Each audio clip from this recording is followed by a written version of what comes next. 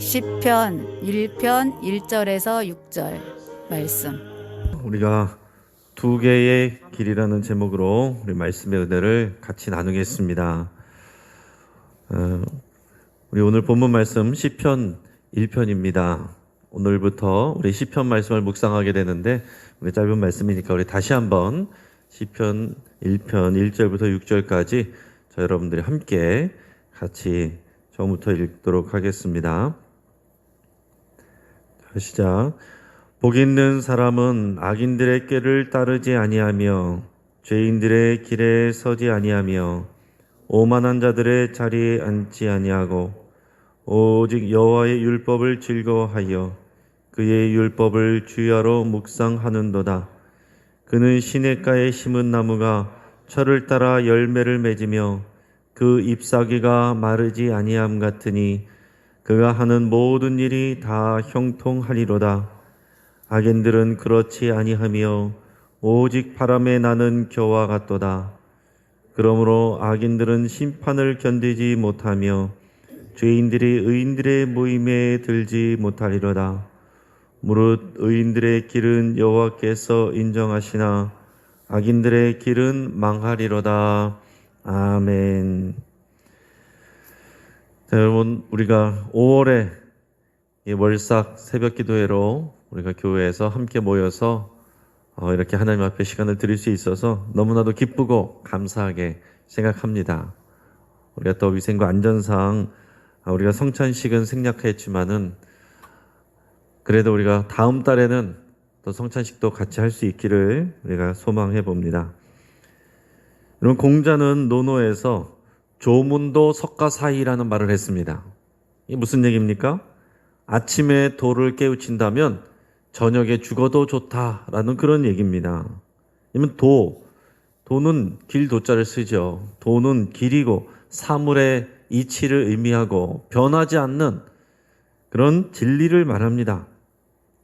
자, 공자가 이렇게 얘기했다는 것은 무슨 얘기입니까? 공자는 도를 구하는 구도자였다라는 겁니다. 한편 석가모니는 보리수 아래에서 도를 깨달았다라고 그랬습니다. 석가모니라는 말은 산스크리트어로 샤카무니를 음역한 말이에요. 그래서 이 샤카족의 성자라는 그런 뜻입니다. 자, 서양에서는 흔히 이제 고타마 붓다라고 얘기하고 이제 그 본명은 고타마 시타르타죠.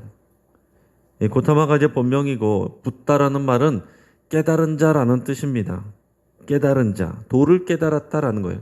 그래서 불교는 누구나 이 도를 깨달으면 붓다가 된다. 이것을 또 한자로 하면 음역하면 불타라고도 하고 그냥 불이라고도 하고 부처라고도 합니다. 부처는 붓다라는 뜻이고 깨달은 자라는 뜻이에요. 도를 깨닫는다라는 표현입니다. 자, 그러니까 여기서도 알 수 있는 것처럼 부처는 도의 근원이 아닙니다. 진리의 근원이 아니고 이미 있는 그 진리를 본인이 깨우쳤다라고 말한 사람입니다. 자, 소크라테스는 또 뭐라 그랬습니까? 소크라테스는 내가 아는 것은 내가 아무것도 알지 못한다는 사실을 아는 것이다 라고 그랬어요.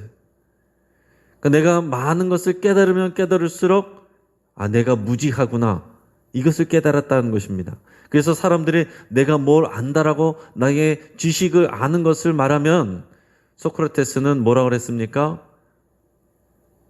자기의 무지함을 깨우치기 위해서 질문을 하고 내가 아무것도 모르는구나, 내가 알고 있는 것이 맞는 게 아니구나, 이것을 깨닫게 했습니다.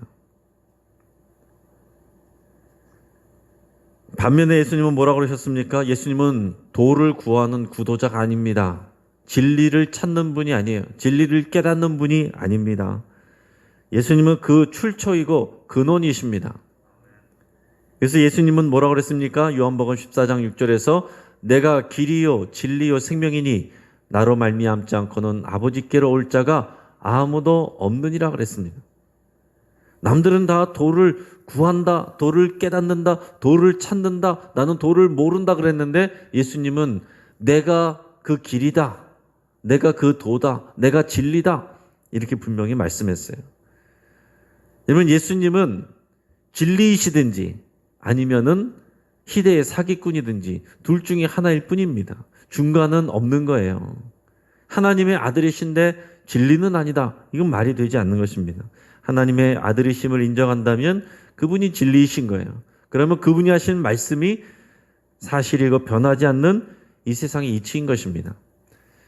요즘에 많은 학부모들이 자녀들에게 인문학을 가르치기 위해서 애를 씁니다. 그리고 어른들도 인문학 강의를 선호합니다. 인문학의 중요성이 다시 이렇게 많이 올라와 있어요. 기술과 과학 이런 내용들도요, 그 뿌리는 인문학에서 오는 것입니다. 그냥 기술이 나오는 것이 아니라 인문학적인 그 뿌리에서 필요성에 의해서 이런 과학적인 발전과 기술들이 나오게 되는 겁니다. 그런데 그런 인문학의 뿌리라고 하는 것은 철학이라고 얘기를 합니다. 그런데 그 철학의 뿌리는 신학이에요. 신에 대한 우리가 지식을 통해서 거기에 대해서 우주에 대한 깨달음이 나오고 거기에 대한 철학들이 진리를 추구하는 학문들이 나오게 되는 것입니다. 여러분, 그래서 우리가 세상의 이치를 관찰하면 자연의 이치를 깨닫게 되고요. 또한 자연의 이치를 관찰하면 조물주를 이 신을 경외하는 신앙이 생겨나게 돼 있습니다. 그래서 인생을 정말로 진지하게 생각하고 그 인생의 근원까지 올라가는 사람들은 기술자든지 과학자든지 아니면 장사하는 사람이든지 철학자든지 종교인이든지 변함없는 이치, 그 진리를 깊이 생각하게 됩니다. 그래서 어디에든지 누구든지 그 깊이 있기까지 정말 가는 사람들은 인생의 이치를 생각하게 되고 그것을 구하게 되고 진리를 찾게 된다라는 것입니다. 여러분, 우리도 마찬가지입니다. 우리가 신앙을 갖는다는 것은 난 다른 거는 다 모르겠고 그냥 예수님만 믿어요 라고 할 수도 있겠지만 예수님이 진리이시기 때문에 우리는 기본적으로 진리를 추구하는 자예요. 진리를 구하는 자이고 진리를 깨닫는 자가 되어야 되는 것입니다. 초대교회에서 가장 중요하게 다뤘던 기본 교육 중에 하나가 뭐냐면 두 개의 길이라는 그런 과목이었어요. 두 개의 길. 여러분, 이것이 이 성경을 통해서 하나님께서 우리에게 가르쳐 주시는 중요한 진리 중에 하나입니다. 두 개의 길. 이 땅에는, 이 세상에는, 인생에는 두 가지의 길 밖에는 없다라는 것을 말씀해 주고 있다는 것입니다. 신명기에도 보면 그런 말씀이 있어요. 인생에 생명의 길과 사망의 길이 있다. 그래서 너희는 살기 위하여 너희의 자녀들이 잘 되기 위하여 생명의 길을 선택하라. 그런 말씀들이 신명기 말씀에 나옵니다. 그리고 잠언에도 그런 내용이 나와요. 잠언 14장 12절에도 보면 어떤 길은 사람이 보기에 바르나 필경은 사망의 길이니라, 그런 말씀을 하고 있습니다. 문제는 여기 있는 거죠.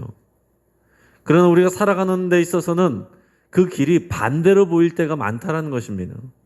어떤 길은 사람이 보기에 바르나 필경은 사망의 길이니라. 이 두 가지의 길이 있는데 그것이 거꾸로 보일 경우가 많다라는 것입니다. 그리고 오늘 시편에서는 오늘 어떤 길을 얘기하고 있습니까? 의인의 길과 악인의 길을 말씀하고 있어요. 두 가지의 길을 얘기하고 있는 것입니다. 예수님도 마찬가지로 마태복음 7장 13절 14절에서 이렇게 말씀합니다. 좁은 문으로 들어가라. 멸망으로 인도하는 문은 크고 그 길이 넓어 그리로 들어가는 자가 많고 생명으로 인도하는 문은 좁고 길이 협착하여 찾는 자가 적음이라. 여러분, 예수님께서 두 개의 길을 말씀하셨어요. 중간 길, 지름길, 샛길이 있는 게 아닙니다.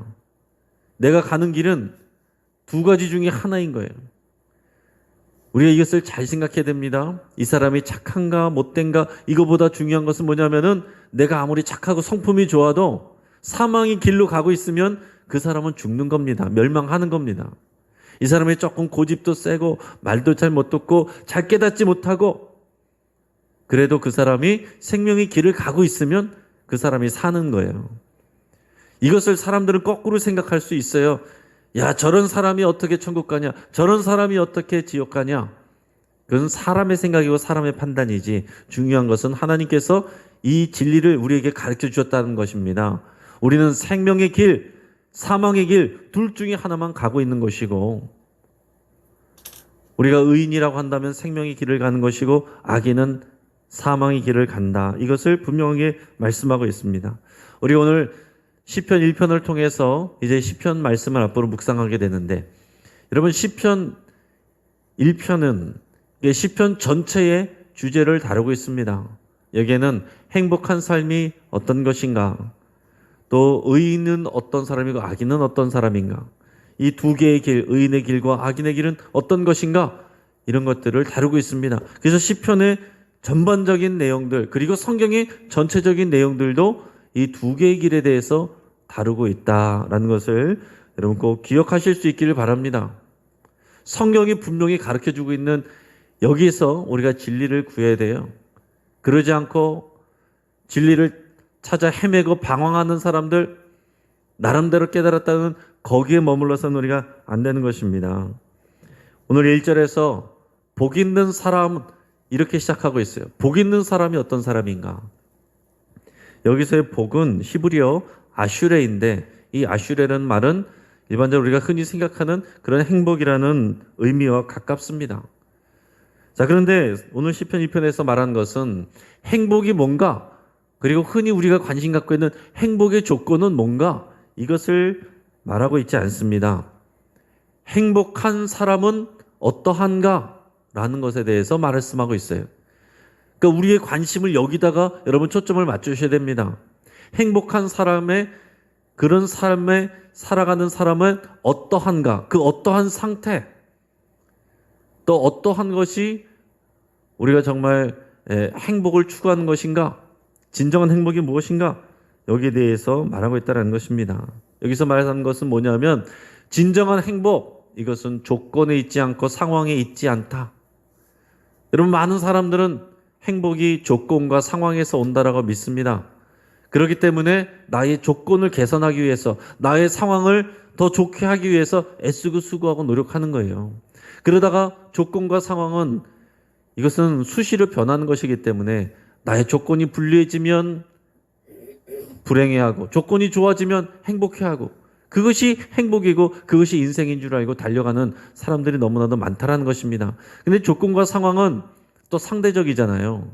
나의 조건과 상황, 여기에 대해서 내가 만족하고 감사할 수 있으면 행복하다가도, 남들의 조건과 상황이 더 좋은 것을 보면 금방 나는 또 불행해집니다.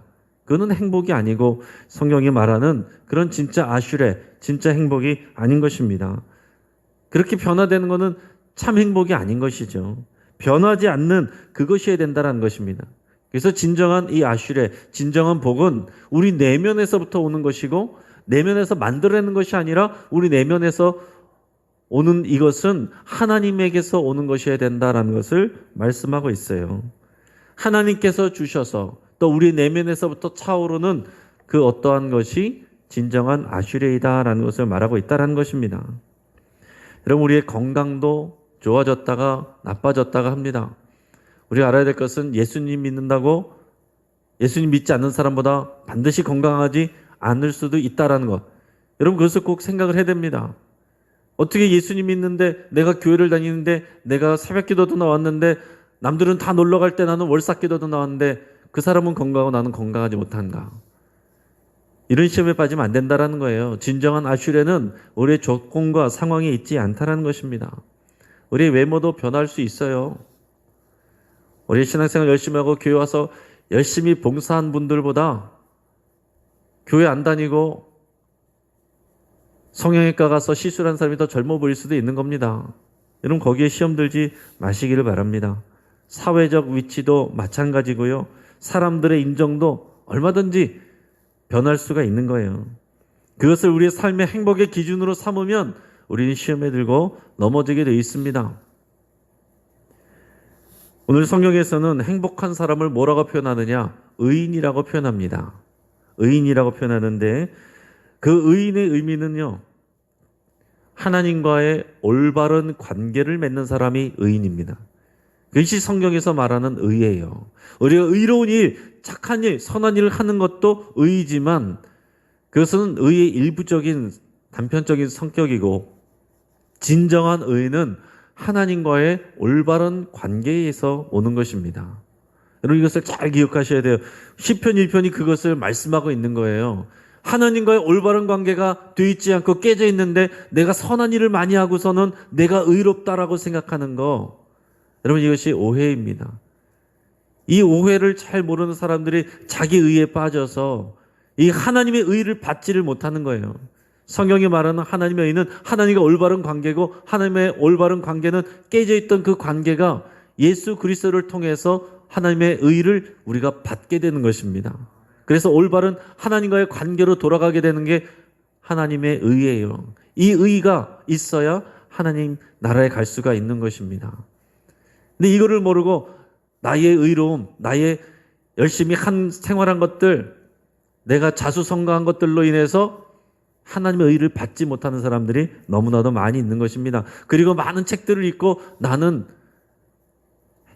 의를 알고 진리를 알고 나는 그래도 너희들보다 낫다라고 생각하는 경우들이 많이 있다라는 것입니다. 하나님의 의, 이것은 하나님과의 올바른 관계입니다. 여러분 그것을 잘 기억을 하셔야 돼요. 그래서 여기서는 하나님의 올바른 관계를 위해서는 뭐가 있어야 되는가? 당연히 하나님의 말씀을 알아야 되는 것입니다. 하나님이 진리이시고 하나님이 이 세상을 창조하셨고 하나님이 기준이시기 때문에 하나님과의 올바른 관계를 맺으려면 하나님의 뜻이 무엇인지를 알아야 되는 것이죠. 그래야 올바른 관계가 되는 것입니다. 우리가 부부간에도 자녀들과의 관계에도 관계가 좋으려면 어떻게 돼요? 그분의 뜻이 무엇인지를 알고 거기에 맞춰서 살아야, 서로를 그걸 맞춰줘야 좋은 관계가 되는 것이죠. 내가 서로 사랑한다라고 말하지만은 뭘 좋아하는지도 모르고 뭘 싫어하는지도 모르고 그러고서 살아가고 싫어하는 것들을 행하면서 같이 있는다고 그런다면은 올바른 관계가 될 수 없는 거잖아요. 그래서 우리는 하나님의 말씀을 알아야 되고 하나님께서 율법의 말씀을 주셨습니다. 그러나 그것이 다가 아니고 그 율법의 실체, 말씀의 실체가 이 땅 가운데 사람의 몸을 입고 오셨으니 그것이 예수 그리스도시죠. 그래서 예수 그리스도가 말씀입니다. 예수 그리스도가 진리인 거예요. 말씀의 실체는, 이 진리는 예수 그리스도인 거예요. 그래서 내가 아무리 책을 많이 읽어도 예수 그리스도를 알지 못하면, 예수 그리스도를 무엇을 말씀하셨고 무엇을 행하셨는지를 알지 못하면 진리를 알 수가 없고, 그 진리를 모르면 하나님의 의를 받을 수가 없게 되고, 하나님의 의를 받지 못하면 하나님과의 올바른 관계를 맺지 못하고, 하나님과의 올바른 관계를 맺지 못하면 생명의 길로 갈 수가 없게 된다는 것입니다. 오늘 시편 1편에서는 그것을 분명히 말씀하고 있어요. 자, 그러니까 진정한 행복을 누리려면 어떻게 됩니까? 하나님의 말씀을 먹어야 됩니다. 복 있는 사람은 하나님의 말씀을 먹고 있는 사람이에요. 하나님의 말씀이 우리 행복의 조건이 되는 것입니다. 말씀이 채워져야 우리가 행복한 줄을 알게 된 것입니다. 그래서 하나님의 말씀을 먹어야 되고, 하나님의 말씀을 묵상해야 되고, 하나님의 말씀을 내 삶에 적용해야 되고, 하나님의 말씀을 다른 사람과 나눠야 되고, 하나님의 말씀을 실천해야 돼요.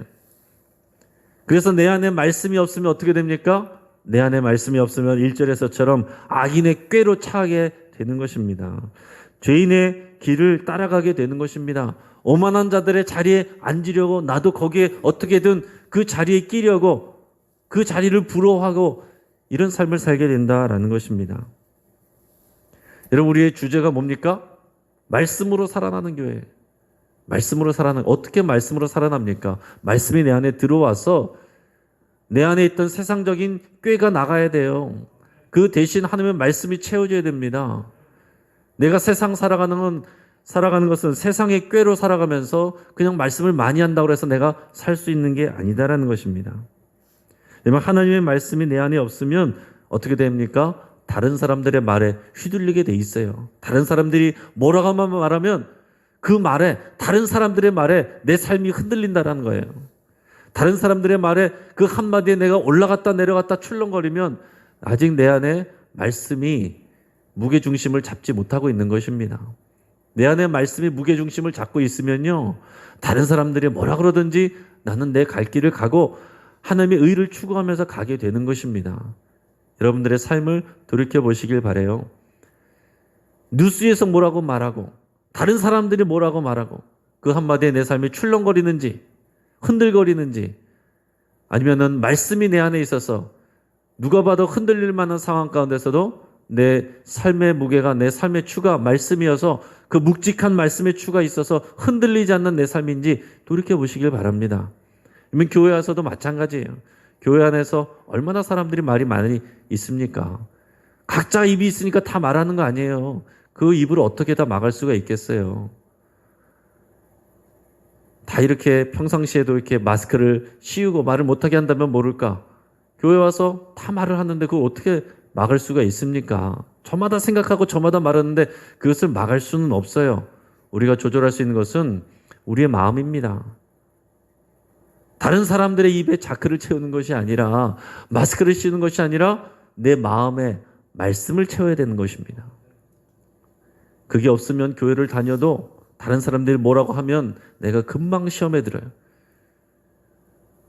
여러분, 그래서 가장 소극적인 방법은 다른 사람들의 말을 안 듣고 다른 사람들과 관계를 끊고 멀리 하는 것이겠죠.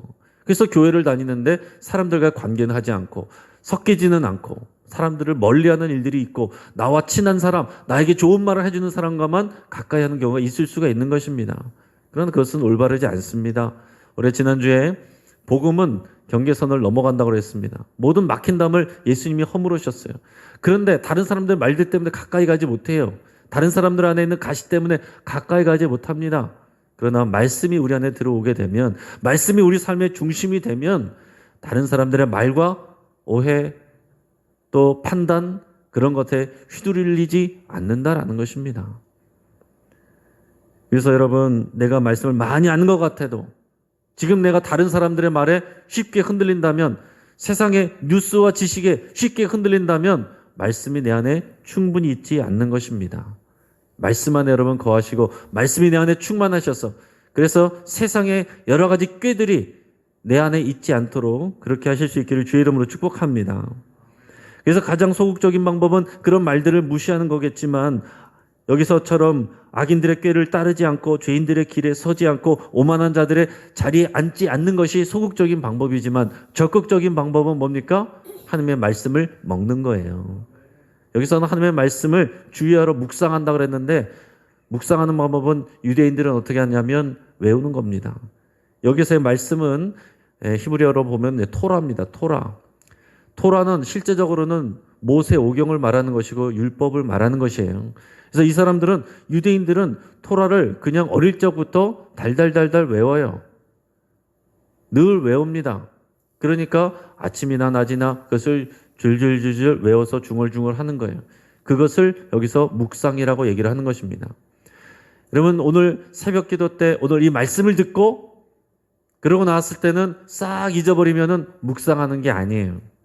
이 말씀을 집에 가서 또 생각하고, 밥 먹다가 또 생각하고, 그리고 다른 사람들 만나다가 또 말씀을 생각하고, 이게 묵상을 하는 것입니다. 그래서 묵상해서 그 말씀 때문에 내가 하려던 것을 안 하고, 그 말씀 때문에 하지 않던 것도 하게 되는 것, 이것이 말씀을 먹는 것입니다. 그것이 하나님과 올바른 관계로 가는 것이고, 그것이 의인이고, 그런 사람들이 세상의 악한 꾀를 쫓지 아니하고 생명의 길을 가게 된다라고 말씀을 하는 것입니다. 여러분, 그런데 근대 시대까지 전통적인 관념은요, 어떤 것이었냐면 선과 악이었어요. 뚜렷한 선과 악이 있다라고 믿었습니다. 성경은 분명히 그렇게 가르쳐요. 두 가지 길을 가르치기 때문에 선이 있고 악이 있고 진리가 있고 비진리가 있는 거예요. 자, 그런데 현대는 이 선과 악을 가르는 기준을 배격을 해버립니다. 이것을 공격해버려요. 그것을 철학하는 사람들은 뭐라고 표현하냐면은 해체한다, 이렇게 표현합니다. 그래서 그 기준을 해체시켜버리는 것을 요즘 현대 철학의 아주 중요한 작업으로 생각을 한다라는 거예요. 그래서 뭐가 선인지, 뭐가 악인지, 무엇이 진리인지, 무엇이 비진리인지, 무엇이 진정한 행복인지, 무엇이 불행을 말하는지, 그런 절대적 기준을 부정해버리고 해체해버려요. 그것은 다 나쁘다라고, 옛날 것이라고, 고루한 것이라고, 그것은 꼰대하는 짓이라고, 폭력이라고, 편협한 것이라고, 이렇게 얘기를 해버리는 것입니다. 여러분, 불교는 그 자체가요, 정해진 길이 없어요. 그냥 각자의 도를 깨닫는 겁니다. 각자의 길을 깨달으면 그 길을 가면 된다라고 얘기를 하는 거예요. 그래서 내 마음이 편하면 그 길을 가라, 이렇게 말하는 것이 불교예요. 여러분, 가톨릭은 점점 분명한 진리를 말하는 데 있지 않고 다른 종교의 구원까지도 말하는 이런 넓은 관용으로 가고 있습니다. 여러분, 이것은 비진리입니다. 여러분, 우리 교회 안에서도 그럴 수 있어요. 근데 이런 경향으로 간다라는 거예요. 그런 것을 우리가 종교다원주의라고 얘기를 합니다. 길이 여러 가지 있을 수 있다. 각자의 길이 있고 각자 종교의 길이 있다.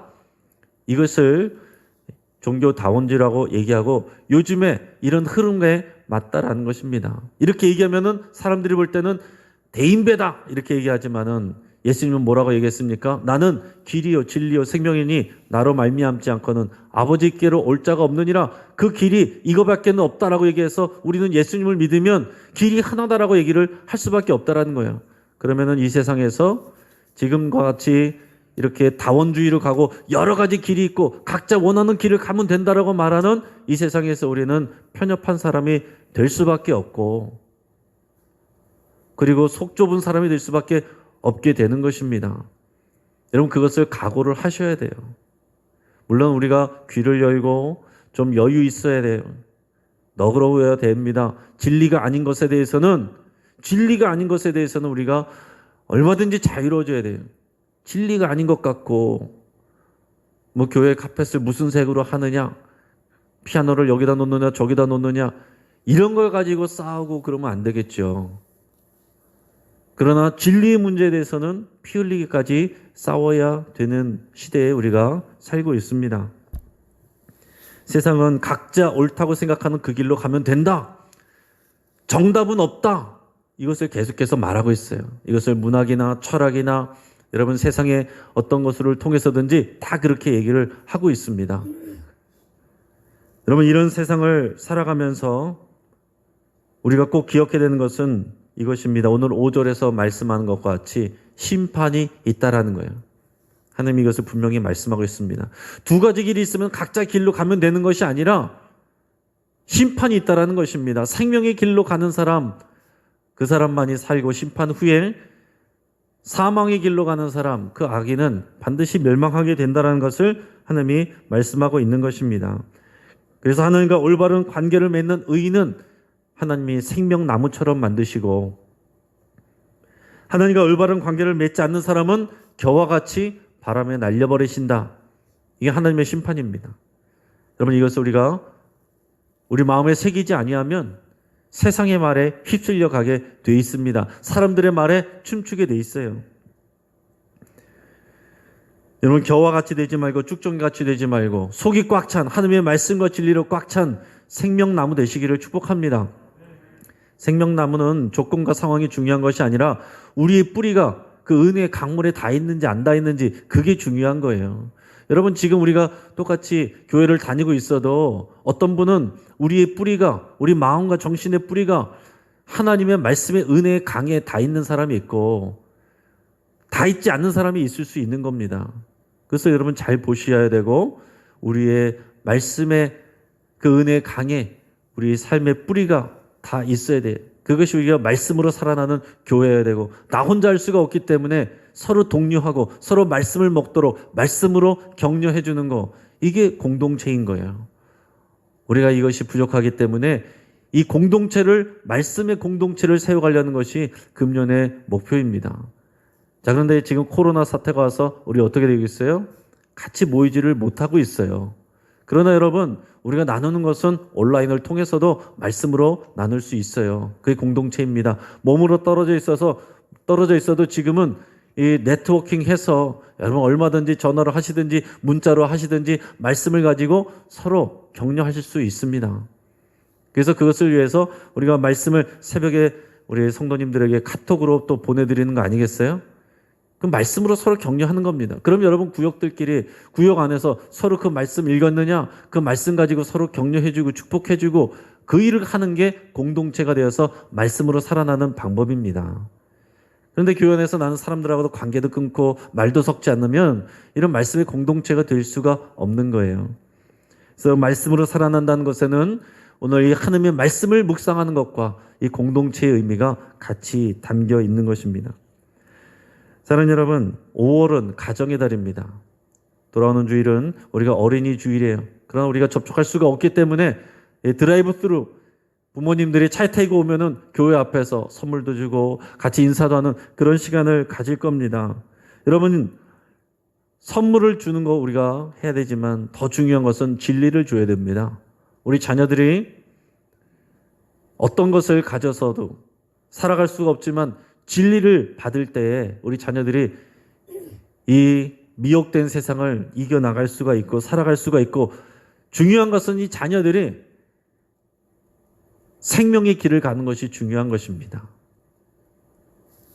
우리는 그것을 꼭 기억을 하셔야 돼요. 그래서 이 가정의 달에 어떻게 하면 우리가 행복할까 이렇게 생각할 수 있는데 그것은 주의 말씀을 먹는 것이어야 된다는 것입니다. 그래서 여러분은 가정에 이 말씀을 전수하는 여러분 되시길 주의 이름으로 축복합니다.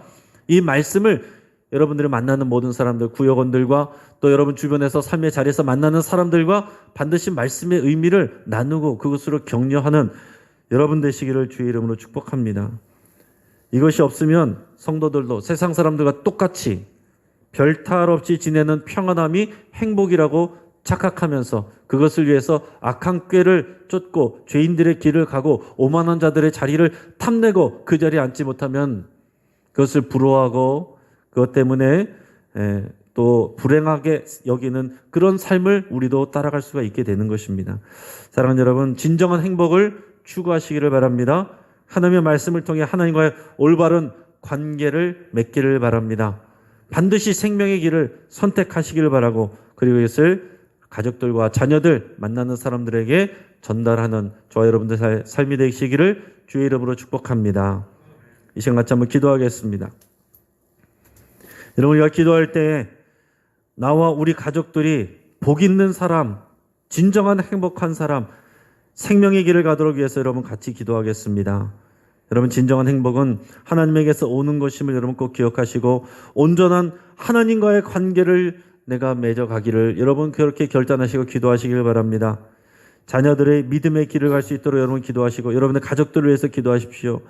내가 먼저 흔들리지 않는 이런 진리의 길잡이가 될 수 있도록 여러분 결단하시고 기도할 수 있기를 바랍니다.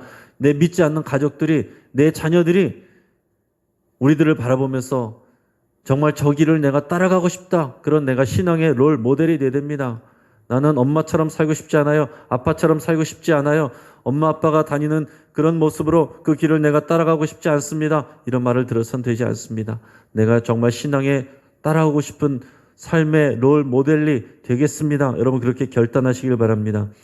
여러분, 지금 연휴 기간에 많은 사람들이 연휴를 즐기고 있습니다. 백성들이 방종하지 않도록 위해서 같이 기도해 주시고 위생 원칙을 잘 지키고 또한 사회가 안정이 되고 교회가 안정이 될 수 있도록 함께 기도하겠습니다.